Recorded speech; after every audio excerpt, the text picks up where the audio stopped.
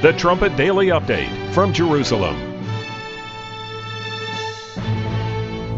Hello again, this is Stephen Flurry reporting from Jerusalem. As Syrian President Bashar Assad's regime continues to crumble, calls for international intervention to stop the violence are increasing. The cries for help, however, are increasingly being directed not at America for intervention, but at Europe. If Europe wishes to effect true democracy in the wake of the Assad regime, it must stop playing into the hands of the Muslim Brotherhood and start aiding the rebels on the ground, yes, militarily as well. That's from an opinion piece in the Times of Israel from August the 17th. Citing the inactivity of the United States, the piece calls for Europe to take advantage of the now weakened state of President Assad's government and to intervene to bring about regime change.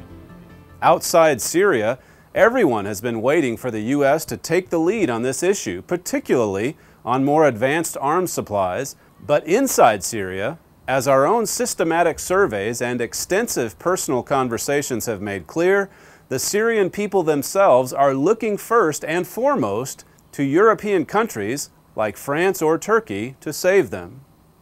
According to the authors, the rebel groups themselves are actually welcoming European support, envisioning European-style democracy as the model for Syria's new government. They write, "We in the West, and especially in the EU, should turn this to our advantage and before it's too late, work on the goodwill we still may retain." The amazing thing is that despite the pitiful support from the EU, the Union is still viewed as the role model for what may come in Syria. The fact that Syrian rebels are looking to Europe instead of the United States should not surprise Trumpet readers. Since the early 1990s, the Trumpet has proclaimed that Syria would break its ties with Iran and align with other moderate Arab states, eventually forming an alliance with a German-led United States of Europe.